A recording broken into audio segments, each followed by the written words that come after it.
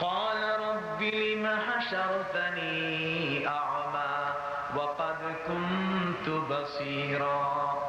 কিয়ামতের কঠিন দিনে একদল মানুষ যারা আল্লাহকে মানে নাই, আল্লাহর বিধানের উল্টা করেছে, ওরে যারা আল্লাহ বিরোধী শক্তির কাছে নত হয়ে যারা কোরআন এবং মুসলমানের বিরুদ্ধে সোচ্চার ছিল, কিয়ামতের ময়দানে আল্লাহ তাদেরকে অন্ধ করে তুলবেন। ওরা বলবে রব্বি লিমা হাশারতানি আ'মা, তুমি আমাদেরকে অন্ধ করে তুললে কেন? তখন আল্লাহর পক্ষ থেকে আওয়াজ আসবে, কাযালিকা আতাতকা আয়াতুনা ফানাসিতাহা ওয়া কাযালিকাল ইয়াউমা তুনসা। তুমি আমার আয়াতগুলোকে দেখেও দেখো নাই, এইজন্য আমি তোমাকে কি করছি? কথা বলেন না, অন্ধ করে তুলেছি। তাহলে কিয়ামতের ময়দানে একদল দৃষ্টি শক্তি সম্পন্ন মানুষ কি হয়ে উঠবে বলুন তো? জোরে বলেন কি হয়ে? আর সেই অন্ধ মানুষ কারা? যারা আমানত নষ্ট করেছে। বলেন না, যারা কি করেছে? আমানত নষ্ট করেছে, যারা বেনামাজি, যারা অর্থ আত্মসাৎকারী, যারা রিলিফ চোর, গম চোর। কথা বুঝতে পারছেন? ইযা ফালাত উম্মতি 15 খাসলাতান হাল্লা বিহাল বালা ইযা তুখিদাল ফায়ুদি ওয়ালা ওয়াল আমানাতু মাগনামা ওয়াজ যাকাতু মাগরামা ওয়া আতা'আর রাজুলু ইমরাতা ওয়া আক্কা উম্মা ওয়া আদনা সাদিকাহু ওয়া আকসাবা وصاد القبيلة فاسقهم وكان زعيم القوم أرذلهم وزهرت القينات والمعازف ولعن آخر هذه الأمة أولها وزهرت الأصوات في المساجد فارتكبوا عند ذلك ريحا حمراء وزلزلة ومسخا وخسفا إلى الآخر। আমার রাসূল সাল্লাল্লাহু আলাইহি ওয়াসাল্লাম বলেন, কোন সমাজের মধ্যে যখন কোন ব্যক্তির আখিরাতে বিশ্বাস আসবে না, পরকাল যে ব্যক্তি বিশ্বাস করবে না, সেই সমাজের মানুষের মধ্যে 15টা জিনিস চালু হবে। কয়টা? একটা হলো ইযা তুখিদাল ফায়ুদিওয়ালা, রিলিফের মাল চুরি হবে। আমার রাসূল বলেছে, কার মাল চুরি হবে? যদি আখিরাতের উপরে বিশ্বাস থাকতো, কবরের আযাব, ওই কিয়ামতের ময়দানে যখন তাকে আল্লাহর পক্ষ থেকে বিচারের সম্মুখীন করা হবে, তখন বলা শুরু করবে, ইয়া ওয়াইলাতানা ইয়া ওয়াইলাতানা, হায় আফসোস, আজকের এই কঠিন একটি সময়, যেই সময়ের মধ্যে এমন একটি অবস্থা, লা ইউগাদিরু সাগীরাতান ওয়ালা কাবীরাতান ইল্লা আহসাহা ওয়া ওয়াজাদু মা আমিলু হাদিরা। কিয়ামতের কঠিন দিনে ভালো যতটুকু করেছে তাও যখন তার সামনে দেওয়া হবে, মন্দগুলো যখন তার সামনে হাজির করা হবে, তখন ওই ব্যক্তিদের মুখ বন্ধ করে দিয়ে আল্লাহর পক্ষ থেকে বলা হবে, দেহের থেকে আল্লাহ সাক্ষ্য নেবেন। কার থেকে? জোরে বলেন, কার থেকে? কোরআন বলছে, হাত্তা ইদা জাউহা শাহিদা আলাইহিম সামউহুম ওয়া আবসারুহুম ওয়া জুলুদুহুম ক্বালু লিজুলুদিহিম লিমা শাহিদতুম আলাইনা ক্বালু আনতাকানা আল্লাহুল্লাযী আনতাকা কুল্লা শাই। কিয়ামতের ময়দানে মানুষের চামড়াগুলো পর্যন্ত সাক্ষ্য দেওয়া শুরু করবে, মাবুদ, এই হারাম সুদের টাকা দিয়ে রিলিফের মাল চুরি করে আমার চর্বি বাড়াইছে। আমার যে চর্বিটা বাড়ছে কি খাইয়া? হারাম খাইয়া। গরিবের অর্থ বিদেশ থেকে আসে, সরকারকে দেয়, এটা গরিবের মধ্যে বিতরণ করা হবে, বিলি বিতরণ করা হবে, রিলিফের মাল গরিবরা পাবে। তারা করে বড় সাহেবরা, রুই কাতলারা বনানীতে বাড়ি কিনে। কথা বলতেন তাই, এটা দিয়ে গুলশানে ফ্ল্যাট বানায়, বড় বড় বিশাল বিল্ডিং বানায়। কিয়ামতের কঠিন দিনে এই ধরনের ব্যক্তি, এরা হয়েছে সমাজের নেতা। এদের আখিরাতে বিশ্বাস, যদি আখিরাতে বিশ্বাস হয়, ফাআম্মা মান সাকুলাত মাওয়াজিনুহু ফাহুয়া ফি ঈশাতির রাদিয়া ওয়া আম্মা মান খাফফাত মাওয়াজিনুহু ফাউম্মুহু হাবিয়া। আমার আল্লাহ বলেন, কিয়ামতের ময়দানে নেক আমল দিয়ে যদি কারো পাল্লা ভারী হয়ে যায়, ওরে কিয়ামতের মহানন্দের মধ্যে এসে থাকবে, ফাআম্মা মান উতিয়া কিতাবাহু বিয়ামিনিহি ফায়াকুলু হাউমুকরাউ কিতাবিয়া।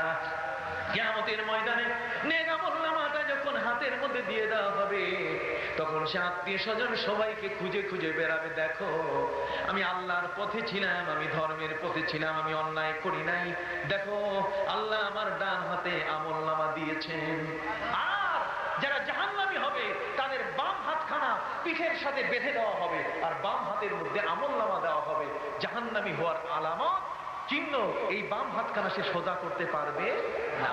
সেদিন এমন فمن يعمل مثقال ذرة خيرا يره ومن يعمل مثقال ذرة شرا يره। কতটুকু ভালো করেছে কতটুকু মন্দ করেছে কিয়ামতের ময়দানে তাকে দেখানো হবে, দেখবে কিনা। অতএব আখিরাত সম্বন্ধে যদি কারো ভয় না থাকে, কেউ যদি আখিরাতকে ভয় না করে, তার এই পৃথিবীর ধরাকে সরা জ্ঞান করবে সে। কথা বুঝতে পারছেন হাজিরিন? এই জন্য আখিরাতের উপরে যদি বিশ্বাস থাকে তাহলে কোনো মানুষ নিহত হবে না। বলবেন যে হুজুর এটা কেমন করে? একজন মানুষ আরেকজনকে শত্রু মনে করে জঙ্গলের ভিতরে নিয়ে গেছে, পিস্তল হাতে, এই মুহূর্তে ট্রিগার চাপলেই ম্যাগজিন থেকে গুলি বের হয়ে যাবে, ট্রিগার চাপলে ম্যাগজিন থেকে গুলি বক্ষ ভেদ করে ফেলবে, সব ঠিক। কেউ তাকে বাধা দেওয়ার মতো নাই, না আছে পুলিশ, না আছে বিডিআর, না আছে আর্মি, না আছে কোনো মেম্বার সাহেব, চেয়ারম্যান সাহেব, না আছে তার বাবা, না আছে চাচা মামা, মুরব্বীদের মধ্যে কেউ নাই কে তাকে ঠেকাবে। এখন ট্রিগার চাপলেই ম্যাগজিন থেকে গুলি বের হবে, বক্ষ ভেদ করে একটা মানুষের মৃত্যু হবে। এই অবস্থায় এই লোকটি সত্যিকার অর্থে এই গুনার থেকে বাঁচতে পারে, আর ওই ব্যক্তিটির জীবন বাঁচতে পারে একটি কারণে, আর সেটা হলো যার হাতে পিস্তল আছে সে যদি আখিরাতে বিশ্বাসী হয়। কি বলেন ঠিক না? যে আমি আমার আল্লাহকে ভয় করি। কাকে? ওয়াইমরাতু যাতু হাসাবিন ওয়া নাসাবিন দাআত ফাকালা ইন্নী আখাফুল্লাহ।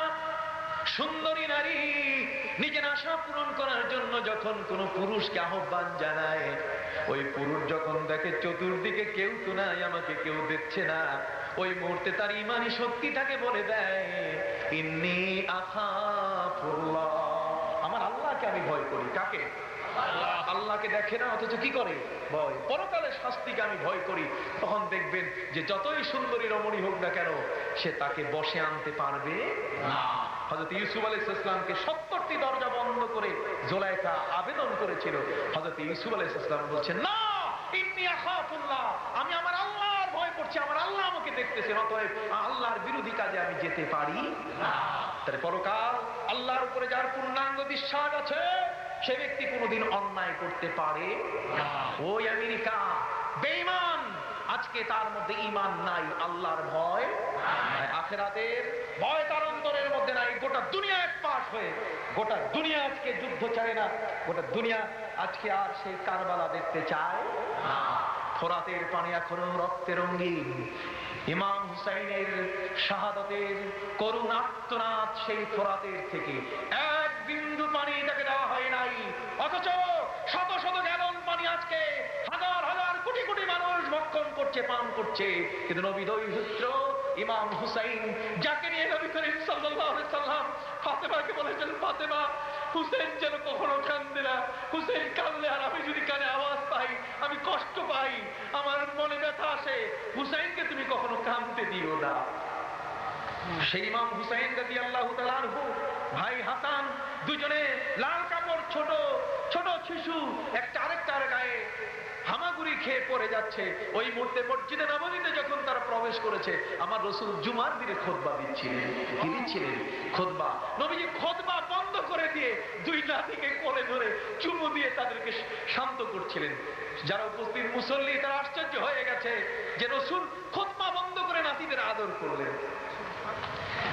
নবীজিকে প্রশ্ন করা হলো, ইয়া রাসূলুল্লাহ, ইয়া হাবিবাল্লাহ, খুতবা বন্ধ করে দিয়ে আপনি দুই নাতিকে আদর করা শুরু করলেন কেন?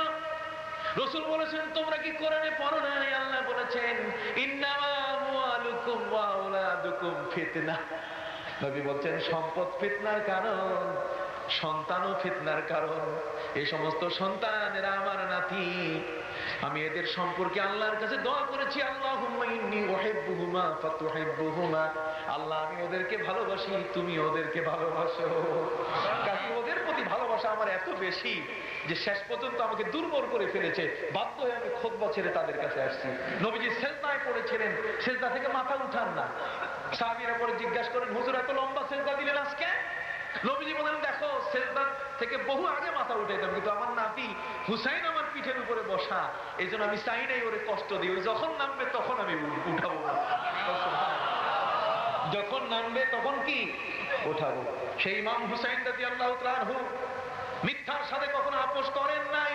অন্যায়ের বিরুদ্ধে মাথা উঁচু করে কারবালার প্রান্তরে ফুরাতের পানি দেওয়া হয় নাই, সপরিবারে তিনি সেখানে শাহাদাত বরণ করেছেন।